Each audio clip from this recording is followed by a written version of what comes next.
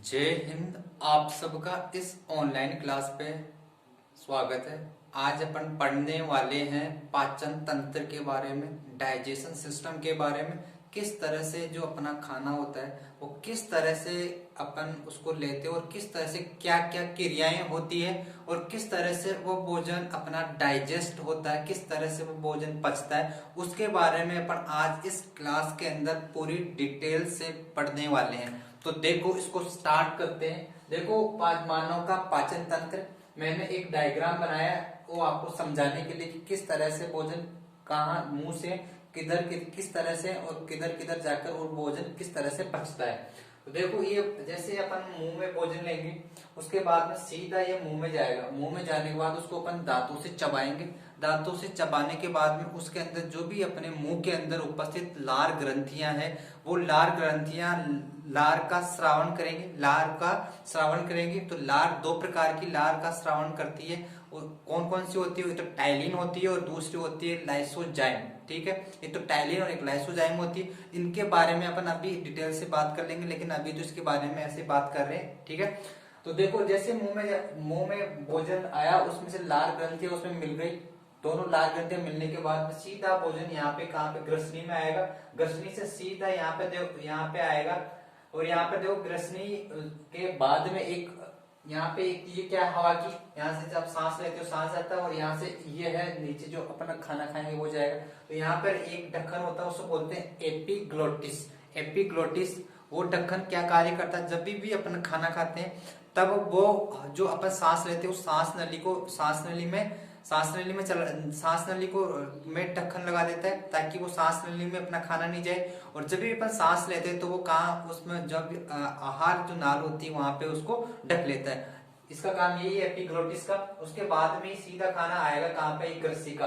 ग्रसिका से जो भी घास है, इसे ऐसे याद रखो, घास है तो घास कैसे? ग्रसिका से आता हुआ, इसको आहार नाल बोलते हैं। आहार नाल से सीधा ही खाना आ जाएगा अपने स्टमक, अमाशय के अंदर। अमाशय में जो मेन जो पार्ट है बॉडी का, अमाशय, उसके अंदर ये आ जाएगा। उसके बाद में देखो, अमाशय के अंदर कुछ पाचक तंत्र, कुछ पाचक ग्रंथियां होती है, जिसको अपन बोलते हैं क्या? जठर ग्रंथियां। तो जठर ग्रंथियां कुछ जठर रस का श्रावण करती है, कुछ जठर रस का क्या करती है? श्रावण करती है। तो वो जठर रस कौन कौन से होते हैं उनके बारे में अपन डिटेल से बात करेंगे, लेकिन अभी थोड़ा थोड़ा उसके बारे में बात कर लेते हैं। एक तो होता है एसिड, हाइड्रोक्लोरिक एसिड होता है। गैस्ट्रिक लाइपेज हो जाएगा। गैस्ट्रिक लाइपेज के बाद में पेप्सिन, जिसको पेप्सिन, वैसे तो पेप्सिन नोजन होता है, अभी बताएंगे किस तरह से वो पेप्सिन बनता है। और उसमें और क्या रह जाएगा? उसमें श्लेष्मा होता है। ये चीजें इसके अंदर गैस्ट्रिक ग्रंथियां गैस्ट्रिक रस का स्राव करती, जो मैंने बताई वो होती है गैस्ट्रिक रस। उसके बाद में यहाँ पे ये भोजन और इसका जो जो जठर रस होता है उसका पीएच कितना होता है? अम्लीय रूप में होता है। उसका पीएच 1.2 से लेकर 1.4 तक होता है, मतलब प्रबल अम्लीय होता है ये। उसके बाद में प्रबल अम्लीय होता है। तो यहाँ से 3 से 4 घंटे तक ये अमाशय के अंदर, स्टमक के अंदर भोजन पड़ा रहता है। वहां पे उसका कुछ चीजें उसकी पच जाती है। उसके बाद में ये अमाशय से ये भोजन 3 से 4 घंटे बाद में यहाँ पर आता है। ठीक है, यहाँ से इसको, ये यहाँ से अमाशय से जो भोजन आएगा उसको बोलेंगे अपन काइम। ये पूछा जाता है कि काइम, इसको बोलते हैं काइम। अमाशय से जो भी पचा हुआ भोजन आता है उसको बोलते हैं, भी पूरी तरह से पचित नहीं होता है, कुछ अंश उसका पचा हुआ होता है, तो इसको बोलेंगे काइम। तो काइम से ये सीधा अमाशय से भोजन छोटी आंत में आ जाएगा, स्मॉल इंटेस्टाइन में आ जाएगा।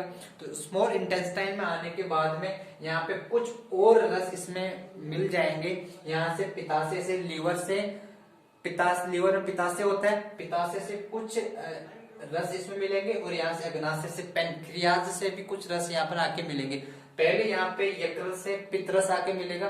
और पितरस में कोई वर्णक नहीं होता, लेकिन पितरस का मेनली वर्क यही होता है कि ये जो यहाँ से भोजन आया है ये भोजन अम्लीय रूप में है, अभी इसको सारे रूप में ये करेगा।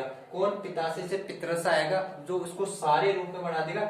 उसी के बाद में जो अग्नाशय से निकलने वाले जो रस है वो इसको क्या करेंगे? इसको पाचन करेंगे। ठीक है, तो यहाँ से यकृत है, यकृत से इतना ही काम है। यहाँ से जो पितरस आएगा उस पितरस का काम यही है, उसको जो भी भोजन आएगा उसको क्या सारे रूप में परिवर्तित कर देना। क्योंकि पित्ताशय का जो पीएच होता है, पित्ताशय का जो पीएच होता है वो होता है 7.8, इसका 7.8 पीएच होता है। उसके बाद में यहाँ से अग्नाशय से कुछ रस निकलेंगे, कुछ पाचक रस निकलेंगे, उसमें कुछ इस तरह से है अग्नाशय में। एक तो होता है क्या, आप देखेंगे ट्रिप्सिन होता है, लैक्टेज होता है, माल्टेज होता है, सुक्रेज होता है। इस तरह से इसमें इसको अगर अभी इसके बारे में पूरे डिटेल से बात करेंगे। और अग्नाशय को पूर्ण पाचक रस भी कहा जाता है, पूर्ण पाचक रस कहा जाता है इसको, क्योंकि यहाँ पे बहुत सारे, यहाँ से बहुत सारे रस निकलते हैं, बहुत सारे रसों का श्रावण होता है, तो इसको बोलेंगे अपन पूर्ण पाचक रस बोलेंगे अग्नाशय को। उसके बाद में सीधा भोजन यहाँ से छोटी आंत, छोटी आंत, और छोटी आंत के भी 3 पार्ट होते हैं, छोटी आंत के भी 3 पार्ट होते हैं। 3 पार्ट कौन कौन से होते हैं, एक तो होता है ड्यूडेनम, जेजुनम और इलियम। तो ड्यूडेनम, यहाँ पे देखो ड्यूडेनम जो होता है उसको बोलते हैं अपन ग्रहणी, ग्रहणी बोलते हैं। जब भी एग्जाम में आपसे पूछा जाए कि शरीर का कौन सा अंग है जहां पर भोजन का सबसे ज्यादा पाचन होता है, तो वो होगा ड्यूडेनम, इंग्लिश में ड्यूडेनम और हिंदी में ग्रहणी बोलेंगे उसको। देखो उसके बाद में भोजन सीध, और सबसे ज्यादा भोजन का पाचन कहाँ पे होता है, छोटी आंत में, स्मॉल इंटेस्टाइन में ही भोजन का सबसे ज्यादा पाचन होता है। उसके बाद में भोजन कहाँ जाएगा, बड़ी आंत में आ जाएगा। देखो छोटी आंत, इसको छोटी आंत इसलिए बोला जाता है कि छोटी नहीं होती है, लेकिन जो इसकी जो गुहा होती है, जो इसकी जो गुहा होती है, ये गुहा छोटी होती है। और जो बड़ी आंत है, इस बड़ी आंत की गुहा बड़ी होती है, इसलिए बड़ी आंत को इस बड़ी आंत इसलिए बोलते हैं कि इसकी गुहा बड़ी होगी। और छोटी आंत की गुहा छोटी होती है, लेकिन छोटी आंत की जो लंबाई है वो बड़ी आंत से ज्यादा होती है, लगभग 6 मीटर होती है छोटी आंत की लंबाई, ठीक है। उसके बाद में यहाँ से देखो छोटी आंत से यहाँ सीधा कहाँ आ जाएगा, बड़ी आंत में, क्योंकि यहाँ पर एक अपेंडिक्स है। अपेंडिक्स होता है, एक अवशेषी अंग है, इसका अभी कोई वर्क नहीं है। तो आपसे पूछ सकता है कि छोटी आंत और बड़ी आंत के बीच में कौन सा अवशेषी अंग पाया जाता है, तो उसे बोलेंगे अपेंडिक्स, ठीक है।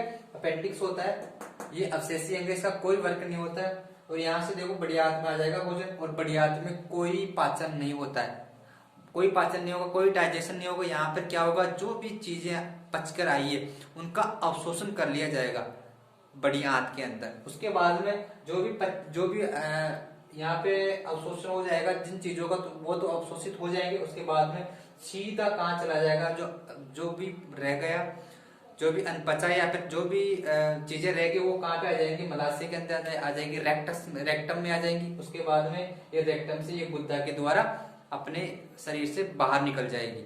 मैंने ये अभी मोटा मोटा बताया, अभी हम इसके बारे में डिटेल अध्ययन करने वाले हैं। मैंने यहाँ पे लिख दिया, आहार नाल की लंबाई लगभग 10 से 12 मीटर होती है। देखो कहाँ, ये बहुत ही इसे घूमी हुई होती है, बहुत 10 से 12 मीटर तक इस आहार नाल की लंबाई होती है। ये अपन जब भी सुबह खाना खाते हैं, सुबह से लेकर जब से अब इसका मल का त्याग करते हैं, तब तक ये जो खाना है वो 10 से 12 मीटर तक की दूरी तय करता है। और इसमें देखो अंग मैंने बता दिया, मुख गुहा से सीधा ग्रसनी, ग्रसनी कौन सी होती है, जो ग्रसिका का ऊपर वाला पार्ट होता है वो ग्रसनी, उसके बाद में ग्रसिका। और अमाशय वैसे तो समक से छोटी आंत से बड़ी आंत में भोजन जाता है, वो बड़ी आंत से सीधा रेक्टम से और गुदा के द्वारा बाहर निकल जाता है। और इसमें कुछ पाचक ग्रंथियां मैंने बता दी, जो मुंह में तो लाल ग्रंथियां होती है, और अमाशय के अंदर क्या होती है, जठर ग्रंथियां होती है। और ब्रूनर ग्रंथियां जो होती है वो आंतों के अंदर होती है, ब्रूनर ग्रंथियां होती है। और यकृत और अग्नाशय से भी कुछ रस निकलते हैं जो अपने इस भोजन में आकर मिल जाते हैं और इसका पाचन कराने में सहायता करते हैं। अभी इसके बारे में अब डिटेल से देख लेते हैं इनके बारे में कि इनके जो लाल ग्रंथियां क्या वर्क करती है, अमाशय में कौन से रस होते हैं, जठर रस कौन कौन से हैं, उनके बारे में अपन अभी डिटेल से अध्ययन कर लेते हैं अगली वाली स्लाइड के अंदर। आप इसका स्क्रीनशॉट ले लो। देखो अब देख लेते हैं, इनका पूरा अध्ययन देख लेते हैं कि कौन सा एंजाइम किस में किसको चेंज करता है, ये चीजें अपन आज देख लेते हैं। अब देखो इसके अंदर अब लाल ग्रंथियों के बारे में देख लेते हैं। अपने मुंह के अंदर जो है वहां पे लाल ग्रंथियां पाई जाती है। वैसे तो लाल ग्रंथियां 3 प्रकार की पाई जाती है। पहली तो होती है पैरोटिड लाल ग्रंथि, पैरोटिड ग्लैंड, दूसरी होती है सबलिंगुअल ग्लैंड, और एक होती है सब में ऑक्सिलरी ग्लैंड। ये 3 प्रकार की लाल ग्रंथियां होती है जो 2 प्रकार के लाल रस का स्रावन करती है। देखो पहला तो जो लाल रस है वो कौन सा, एक तो टाइलिन है, और एक लाइसोजाइम। देखो टाइलिन का कार्य क्या है, एक टाइलिन जो अपने मुंह के अंदर जो अपन जो भी भोजन ले रहे हैं उसके अंदर कार्बोहाइड्रेट में उपस्थित स्टार्च, कार्बोहाइड्रेट में जो भी स्टार्च होता है उसको माल्टोज में चेंज कर देती है कौन सी, टाइलिन, जो लगभग अपने मुंह में 30% स्टार्च का पाचन मुंह में ही कर देती है टाइलिन। ठीक है, आपको ये समझ में आ गया होगा। उसके बाद में एक है लाइसोजाइम। देखो लाइसोजाइम एक कीटाणु भक्षक है, कीटाणु भक्षक है, ये कीटाणु का नाश करता है। जैसे ही अपन मुंह में भोजन खाते लेते हैं तो ये जो अपने मुंह के भोजन के द्वारा आए हुए कीटाणुओं का भक्षण, ये लाइसोजाइम मुंह के अंदर ही कुछ कीटाणुओं का तो भक्षण ये यहीं पे कर देता है, कीटाणुओं को मार देता है। आपने देखा होगा, आपने सुना होगा, गाय का जो मूत्र होता है, गाय का जो मूत्र होता है वो क्या मानते हैं लोग, उत्तम मानते, पवित्र मानते। पवित्र मानने की वजह यही है कि उसके अंदर जो गाय का मूत्र है उसमें लाइसोजाइम जो वर्णक है वो बहुत ज्यादा संख्या में पाया जाता है, इसीलिए उसके अंदर कोई कीटाणु नहीं पनप सकता। इसीलिए नहीं पनप सकता क्योंकि लाइसोजाइम पाया जाता है। किसी लोगों को पता नहीं होता, इसीलिए बोलते हैं लोग कि गाय का जो मूत्र है वो क्या है, पवित्र है। उसका वजह यही है, साइंटिफिक तरीका, साइंटिफिक जो उसके पीछे रीजन है वो यही है, उसके अंदर लाइसोजाइम एंजाइम पाया जाता है। ठीक है, आप समझ गए होंगे इस बात को भी, बहुत अच्छा फैक्ट है। उसके बाद में देखते हैं क्या जीवाणु का भक्षण करेगा, जीवाणु को मार देगा। उसके बाद अपन जठर ग्रंथियों की बात कर लेते हैं। जठर ग्रंथि आमाशय के अंदर पाई जाती है, स्टमक में पाई जाती है। स्टमक के अंदर जठर ग्रंथियां पाई जाती है, वो जठर रस का क्या करती है, स्रावन करती है, जठर रस का उत्पादन करती है। इसका पीएच की बात कर लेते हैं। इसका जो पीएच मान है वो 1.2 से लेकर 1.4 तक होता है, मतलब अम्लीय होता है, वो भी कितना, बहुत अम्लीय, 1.2 से लेकर 1.4 तक अम्लीय है। इसके अंदर क्या क्या पाया जाता है, एक तो HCl है, HCl वैसे ही अम्लीय है, ठीक है, स्ट्रोंग एसिड है, तो HCl है। और HCl का जो काम क्या है, बेसिकली ये काम है जो भोजन में आए हुए जो भी जीवाणु है उनको क्या करता है, उसको नष्ट कर देता है HCl का काम यहाँ पर यही है। ठीक है, और उसके बाद में एक पेप्सिनोजन है। जो पेप्सिनोजन है, पेप्सिनोजन का काम है प्रोटीन का क्या करना, प्रोटीन का पाचन करना। वैसे तो पेप्सिनोजन एक क्या है, इनएक्टिव फॉर्म है, तो पेप्सिनोजन को HCl के द्वारा ये किस में बदल देता है, पेप्सिन में चेंज कर देगा ये। मैंने बोला था वहां पे फाइब्रिनोजन के बारे में बात की थी अपने ब्लड में, फाइब्रिनोजन भी क्या था, इनएक्टिव फॉर्म में था, तो नोजन उसके भी पीछे था, इसके भी पीछे नोजन है, तो ये भी इनएक्टिव फॉर्म है। तो पेप्सिनोजन को HCl के द्वारा ही पेप्सिन में चेंज कर देगा, जो अपने प्रोटीन का क्या करेगा, प्रोटीन का पाचन करेगा। उसके बाद में देखो रेनिन, रेनिन के बारे में देख लेते हैं। रेनिन ये भी एक प्रोटीन का पाचन करता है, लेकिन मेरे दोस्तों प्रोटीन का पाचन ये बच्चों के अंदर ही करता है। जो भी माँ का दूध को पीते हैं, जो भी छोटे बच्चे होते हैं उन्हीं में रेनिन पाया जाता है। अपन बड़े लोगों में, जो वयस्क लोग होते हैं, एडल्ट लोग होते हैं, उनमें रेनिन नहीं पाया जाता है। ठीक है, और रेनिन क्या करता है, प्रोटीन का पाचन करता है, प्रोटीन का डाइजेशन करता है। उसके बाद में एक श्लेष्मा होती है। देखो श्लेष्मा क्या होती है, ये अपन जो भी खेकार जो आता है, जो गाढ़ा गाढ़ा पीला पीला पदार्थ होता है वो होता है श्लेष्मा। ठीक है, बहुत है श्लेष्मा। इसका बेसिकली काम ये है कि जो अमाशय की चारों तरफ ये लिपटा हुआ होता है, चारों तरफ फैला हुआ होता है, लिपटा हुआ होता है, ताकि ये HCl से अपने अमाशय का क्या कर सके, बचाव कर सके। इसका काम यही है श्लेष्मा। आपने देखा होगा लोग बाग जो बड़े बूढ़े होते हैं वो खेकार निकालते हैं, जो भी गाढ़ा गाढ़ा जो पदार्थ उसको बोलते हैं श्लेष्मा ही बोला जाता है, वो श्लेष्मा होता है एक्चुअल के अंदर। ठीक है, इसका क्या कार्य, अमाशय की दीवारों की सुरक्षा करना HCl से। और एक गैस्ट्रिक लाइपेज होता है, वो भी एक क्या है, जठर रसी है। इसका काम है वसा का पाचन करना, ठीक है, लिपिड का पाचन करना होता है। देखो आपने एक सुनी होगी एसिडिटी। एसिडिटी बेसिकली क्या होती है, अपने शरीर, अपने जो अमाशय है, अपने स्टमक के अंदर एसिड की अधिकता की वजह से होता है एसिडिटी। तो उस टाइम एसिडिटी होती है, उस टाइम आपको क्या चीज लेनी चाहिए, आपने इनो का नाम सुना होगा। यदि एसिडिटी अपने हो गई है तो अपन को ऐसी चीज चाहिए उसको, ताकि उसको न्यूट्रल कर दे एसिडिटी। यदि एसिड की वजह से हुई एसिडिटी, तो एसिडिटी में आपने सुना होगा इनो लेते हैं, आपने एक एडवर्टाइजमेंट भी सुना होगा, उसमें इनो के बारे में बताते हैं कि 6 सेकंड में आपका क्या एसिडिटी खत्म। तो देखो 6 सेकंड में कैसे कार्य करता है। जैसे अपन इनो लेंगे, ये एक बहुत ही जल्दी रिएक्शन होती है इनो की, उसमें MgOH का होल ट्वाइस होता है। मैं यहाँ पे लिख रहा हूँ क्या, MgOH का whole twice, milk of magnesia बोलते हैं इसको, मिल्क ऑफ मैग्नीशिया। तो ये फटाफट वहां जो भी अम्लीय पदार्थ होगी उसको फटाफट उसको बोलेंगे कि मैं आ गया हूँ, तुम्हारा कुछ नहीं चलेगा, कुछ तुम्हारी बातें नहीं चलेगी अब। तो ये क्या करेगा, उसको फटाफट, उसको जो HCl है, जो अम्ल की मात्रा बढ़ी है, उसको फटाफट न्यूट्रल कर देगा। ठीक है, तो ये बहुत ही फास्ट रिएक्शन होती है मिल्क ऑफ मैग्नीशिया और अम्ल की। ठीक है, उसके बाद में अपन देख लेते हैं, आप आई होप आप समझ पाए होंगे उसको। अब देख लेते हैं पित्तरस के बारे में। पित्तरस के बारे में देख लेते हैं। ये लीवर से स्रावित होता है और पित्ताशय के अंदर क्या होता है, स्टोर होता है। और इसका जो पित्तरस का पीएच मान है, वो पीएच मान है 7.8 है, 7.8 है। जैसे ही अपने अमाशय से अमाशय से भोजन आता है, वो अम्लीय फॉर्म में होता है, अम्लीय 1.4, जो पीएच कितना 1.2 से लेकर 1.4 के बीच में होता है। तो ये उसको क्या सारे रूप में बना देगा। और उसके बाद देखो ये क्या कार्य करता है, ये बेसिकली ये कार्य तो ये करेगा, जो अमाशय से जो भी भोजन आया उसको किस में परिवर्तित करना, सारे रूप में परिवर्तित करना, ताकि इसमें अग्नाशय रस मिलकर उसको पूरी तरह पाचन कर दे।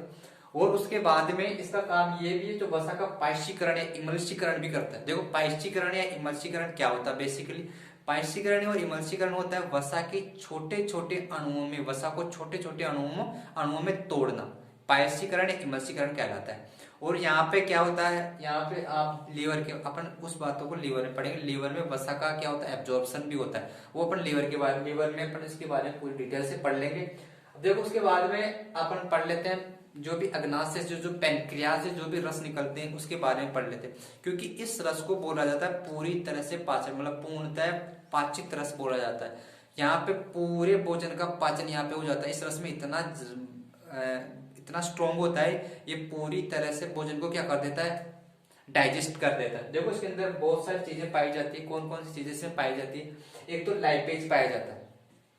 आपने अभी बात किया गैस्ट्रिक लाइपेज की बात की, तो वो गैस्ट्रिक लाइपेज भी क्या कर रहा था, जठर ग्रंथियों में गैस्ट्रिक लाइपेज ये भी वसा का ही बेसिकली क्या करता है, पाचन करता है। तो ये भी क्या लाइपेज वसा को वसीय अम्ल और ग्लिसरॉल में परिवर्तित कर देता है। ये किसको में चेंज कर देता है, वसा को, एक तो वसीय अम्ल में, एक तो वसीय अम्ल में, मैं लिख देता हूं वसीय अम्ल में, और किसमें, एक वसीय अम्ल और एक ग्लिसरॉल में, ग्लिसरॉल में चेंज कर देगा इसको, वसीय अम्ल और ग्लिसरॉल में चेंज कर देगा। अब देखो उसके बाद में ट्रिप्सिन। देखो ट्रिप्सिन भी एक प्रोटीन का ही पाचन करता है। ये ट्रिप्सिन प्रोटीन को पेप्टाइड में चेंज कर देता है, पेप्टाइड और डाइपेप्टाइड में चेंज कर देता है। ठीक है, ट्रिप्सिन का कार्य भी ये हो जाएगा, यहाँ पे प्रोटीन का भी पाचन हो जाएगा। और यहाँ पे एमाइलेज, एमाइलेज का कार्य भी यही होता है। एमाइलेज का कार्य क्या होगा, ये कार्बोहाइड्रेट, जो कार्बोहाइड्रेट अपने भोजन में कार्बोहाइड्रेट है उसका पाचन करेगा। उसको कार्बोहाइड्रेट को माल्टोज, सुक्रोज और ग्लैक्टोज में चेंज कर देगा। कौन, ये एमाइलेज, एमाइलेज का काम ये होगा। उसके बाद में माल्टेज और लैक्टेज और सुक्रेज, ये तीनों का कार्य बेसिकली यही है। तो माल्टेज है, माल्टेज वो माल्टोज को ग्लूकोज के 2 अणुओं में तोड़ देगा। ठीक है, कौन, माल्टेज, माल्टोज के को ग्लूकोज के 2 अणुओं में तोड़ देगा। और लैक्टोज है, लैक्टोज का बेसिकली कार्य ये है कि जो लैक्टेज है, ये लैक्टेज लैक्टोज को ग्लूकोज और किसमें, ग्लैक्टोज में चेंज कर देगा। और ये जो सुक्रेज है, ये सुक्रोज को, जो सुक्रोज है उसके बारे में अभी अपन इन तीनों के बारे में, ग्लैक्टोज, माल्टोज और सुक्रोज के बारे में अभी आगे वाली क्लासों में अपन बात कर लेंगे, लेकिन अभी इसके बारे में ऐसे ही बात करते हैं। तो सुक्रोज का कार्य क्या है, ये सुक्रेज का कार्य क्या है, सुक्रोज को ग्लूकोज और फ्रक्टोज में बदल देगा, ये काम इसका होगा। तो यहाँ पे देखो पूरा पाचन, बहुत सारे रस निकलते हैं, इनका जो भी बना भोजन है उसका पूरी तरह से क्या कर देते हैं, डाइजेशन कर देते हैं। आई होप आप इस बातों को पूरी तरह समझ पाए होंगे कि किस तरह से अपने भोजन लेने के बाद अपने शरीर क्या क्या वर्क करता है, कितना वर्क करता है, कौन कौन से रसों का श्रावण करता है, किस तरह से अपना भोजन पचता है, आपने आज इस क्लास के अंदर देखा है। ये बहुत ही अपना देखो शरीर मशीन की तरह कार्य करता है, किस तरह से अपन भोजन लेते ही अपना शरीर का वर्क चालू हो जाता है। आई होप आप इस बात को अच्छी तरह समझ पाए होंगे, मुझे उम्मीद है आप समझ गए होंगे। ठीक है, तो अगली क्लास के अंदर अपन जो भी चीजें और रह गई है इससे पाचन से संबंधित चीजें, उसको अपन अगली क्लास में ले लेंगे। ठीक है, आज के लिए इतना ही। जय हिंद।